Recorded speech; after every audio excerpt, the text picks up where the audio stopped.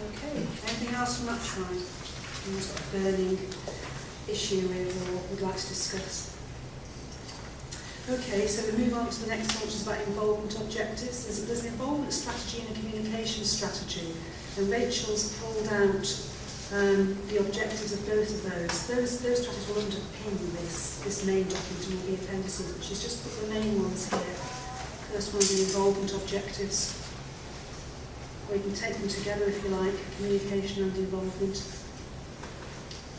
Any comments? I had a query looking at the two together, which is good. I agree the third bullet point on the involvement objectives, develop an accessible, holistic advice and information service, etc. And how that overlapped with or doesn't overlap with the fourth bullet point on communication objectives, which is about signposting, and whether we've got clarity there between the two.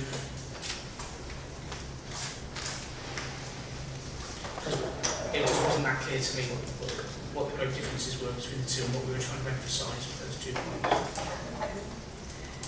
So they look like, to me, they look like two different things, Tim. Well, it could just be me. So there's an opportunity to signpost people to information about their health and social care services, because Health Watch might not be always the most relevant organisation to do that. And then there's one about making sure that we've got information services that are accessible for people. Right, and that in the involvement objectives, is that our job to make sure those information services are available? Well, I think there's more than one organisation doing that, and other organisations do it very well. And it happens across the city already, so I would see that's more about Health Watch Newcastle being part of that and supporting that accessibility. I don't know what others think about that. Yeah, I think Because it says develop. I think there's two separate things, and one is definitely about being positive and performing accessible information, one thing is about people, because we wouldn't want to do three things that are already there. Excuse me, we can't hear anything from that microphone at this side. We just can't hear the people at all. I think you just need to move it, and I'm hearing you when you're talking. You've got a soft voice. We won't be able to comment on these things if we can't hear what they're saying. You know? I did ask you to make Sorry. I'll just summarise. Anne did say she thought they were two separate items, but also about avoiding duplication around accessibility and information services, and that we should be supporting what's currently in place. Can I just ask Rachel, did you decide on having these involvement objectives and the communication objectives because you had the two strategies? Yes, that's very much how it came about. The two strategies were written as a kind of separate entities, so we've ended up with objectives for involvement and objectives for communication, but there's no harm in bringing them together. Yeah, I'm not sure it wouldn't be helpful to merge them together now, because in a way there's quite a lot of crossover, isn't there? And I feel that some of the communication ones aren't particularly about communication. I think it would need a lot better to amalgamate. Yes, I think so too. Yeah. Okay. Need to move us on because we're spending quite a lot of time here, so we've got a heavy agenda in front of us. This meeting is always going to be quite heavy because it's our first board meeting, and there's a lot of things that we need to get through in terms of due process and diligence and policies, etc. So, the next slide, how we will work. Once again, there's involvement and communication, and it might be about taking those two slides together. Can I just again ask that the community and voluntary organisations are included in the first bullet point, please? So it's more collectively, more than just individuals. I just think for some communities, it is the groups and the agencies that work with them. The individuals may not feel able to talk directly to Health Watch, but they feel completely comfortable with the groups who work with them, and we wouldn't want to miss out any of that information. So I think we should be constantly recognising that we will be working with partners all of the time around involvement. That really makes sense to me. that line, I'd almost move them into one slide, involvement and communication engagement, because we're hoping to go with this notion of dialogue and two-way communication. And when you put something separate as communication, it tends to be one-way traffic. And picking up on the earlier points, it has to be collaborative. Working with existing groups, there's no purpose is going to be served by Healthwatch Newcastle being perceived as a threat by groups or as stepping on their toes or on their territory. And that crosses on the point made earlier about information, inside information.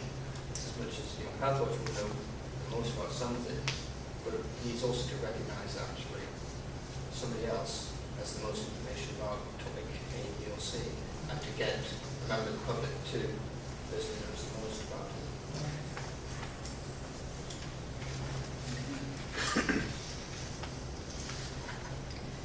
Happy to move on to SWOT analysis.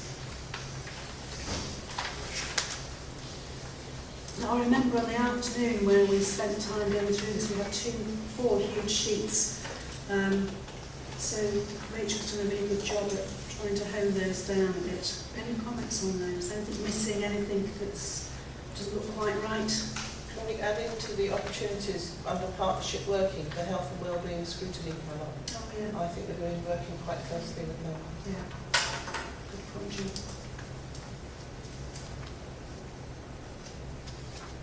How regularly will the SWOT analysis be done? Because obviously things move on quite quickly. You have to say Yeah, do you know, this is a really fascinating point, Lisa, because I'm finding that Healthwatch Newcastle is a bit ahead of the game compared to some other Healthwatch organisations across England. And you're finding that quite a lot's coming out to support and help development and setting up, and we've already been struggling with it.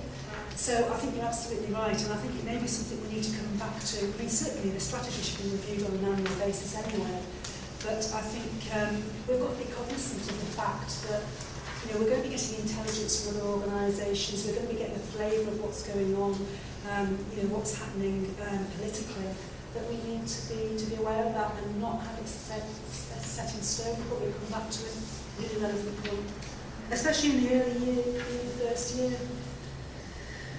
And then we moved on to relationships and compact, and this is about how we really want to work with other organisations and develop partnerships and networks.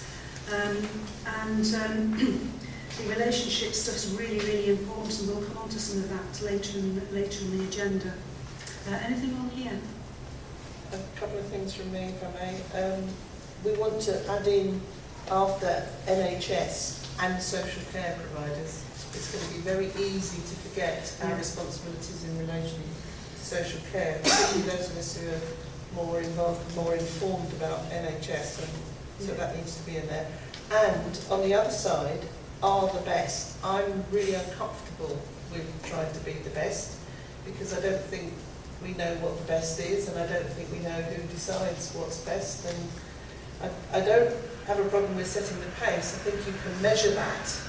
And I don't have a problem with trailblaze, because I think you can probably measure that.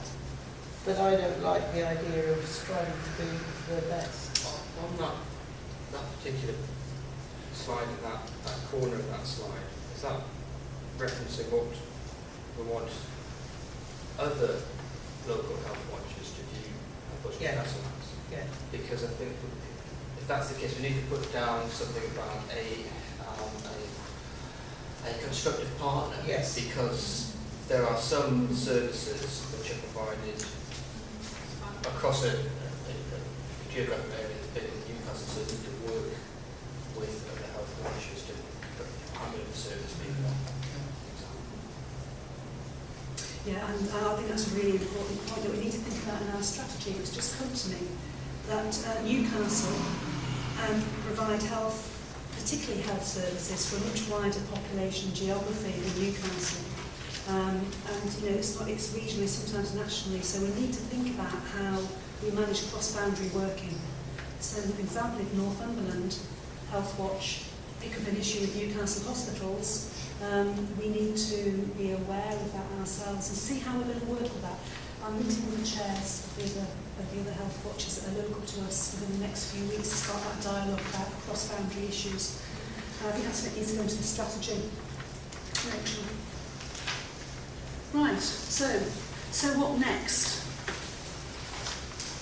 So we've got the bones of a strategy here, which in my view is a roadmap about how Newcastle, Health Watch Newcastle needs to be working over the next 3 years. It should be reviewed annually, but it needs refining. What we need to build into that is a business plan based upon the priorities that Health Watch Newcastle are going to be focusing upon in the short term.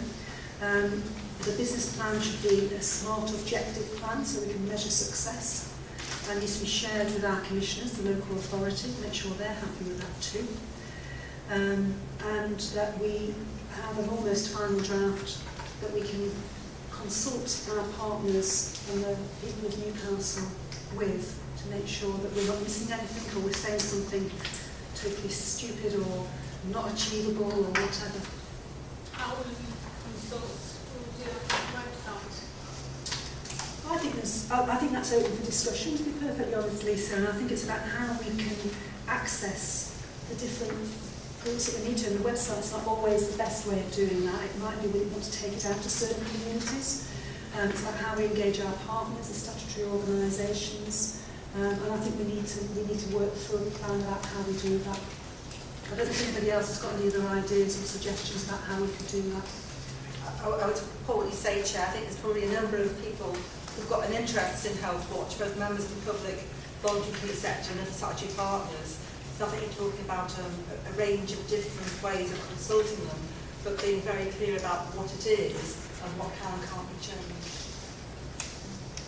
It's going to be quite a tight timescale for hoping to fully develop this the next meeting, which is in January.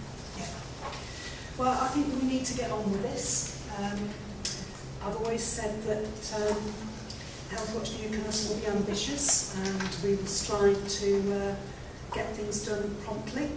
So I think we should endeavour to have final draft for sign-off at our January board meeting. We've got the opportunity between now and then to do a prioritisation exercise. I will be guided by the staff team because they're the ones that are going to have to do a lot of this work. But I think they're keen to get on with it as well. In terms of prioritisation, there's already a lot of information out there that we can draw upon to look at trends, link that to what is going on in Newcastle. At the moment, we know there's lots of organisations already doing a lot of stuff. So I think we need to have a look and see what we do have. Can we make a realistic prioritisation business plan in our November workshop and take it from there. So yeah, I am setting ambitious timelines, but I think that's good.